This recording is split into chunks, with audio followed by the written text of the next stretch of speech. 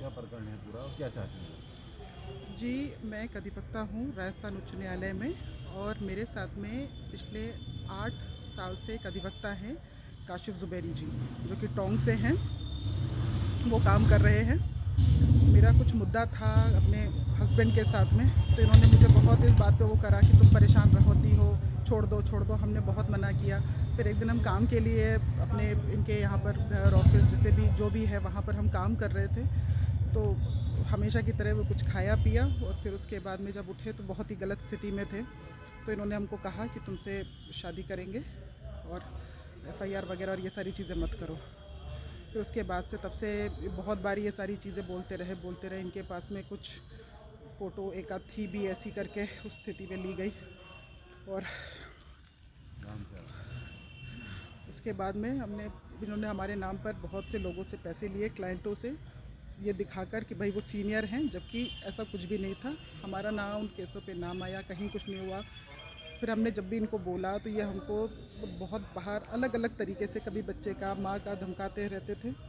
और फिर उसके बाद में ये सारी चीज़ें चलती रही। इस ज़रिए हम यहाँ पर प्रेग्नेंट भी हुए। और इसके बाद में इन्होंने हमको जब भी हमने शादी की बात करी कि भाई ऐसा ऐसा बोल रहे हैं हमारे हस्बैंड ने, तो हमको अब छोड़ रहे हैं, आपने कहा सारी चीज़ें हैं। तो उसके बाद में इन्होंने ये करा कि तुम्हें धर्म परिवर्तन करना पड़ेगा। और वही अस्पताल में थे, प्रेग्नेंट थे, सारी चीज़ें थी, उसी दौरान इन्होंने कुछ कागज़ साइन किए और अपने एंड पे कुछ एक नाम भी रख दिया, बधू के नाम पर अपना कुछ मुस्लिम नाम रख के, ज़ुबैरी सरनेम रख के वो कर दिया। और उसके बाद से फिर ये हमको बोल रहे हैं कि तुम्हें और तुम्हारे लड़के को, 10 साल के लड़के को जो है उसे मुसलमान बनना पड़ेगा। हमने कहा नहीं करना है। ये सारी चीज़ें होने के बाद में हमने इनसे, इनके माता पिता को बताई कि ये इस तरीके से परेशानी हो रही है, हम करें क्या। तो उन्होंने भी उल्टी सीधी बातें करी। जी, उसके बाद में ये सारी चीज़ें होने के बाद में हमने इनसे बार बार बात करने की, इनके रिश्तेदारों से, कि किसी तरीके से ये मामला सुलझे। ये नहीं कर रहे थे। पिछले हफ्ते हमने इनके एक रिश्तेदार को बुलाया था।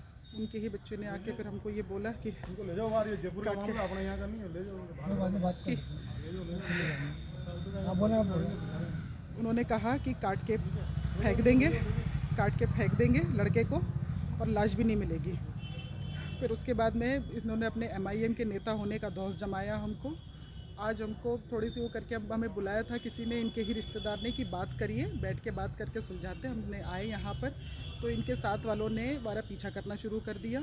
फ़ोन कर रहे थे, अलग अलग बातें, अलग अलग ज़रिए, लोगों के ज़रिए हम तक बात पहुँचा रहे थे कि तुम्हें आज छोड़ेंगे नहीं यहाँ पर, तुम्हें देखते हैं कि तुम जयपुर किस तरीके से जाती हो। ये सारी चीज़ होने के बाद में मुझे कुछ लोगों ने यहाँ पर बोला कि आपको करनी पड़ेगी, ऐसे तो सब सब आपको, आपके बच्चे को, माँ को, सबको मार देंगे। तो हमने एक कंप्लेन जो है यहाँ पे आपके कोतवाली जिला टोंक में एक कंप्लेन दी। हमने कहा इसकी एफआईआर करिए। तो बोलते हैं सारा मामला आपके जयपुर का है। हमने कहा हम ये कह रहे हैं कि ये आदमी हमें मार देगा अभी यहाँ पर।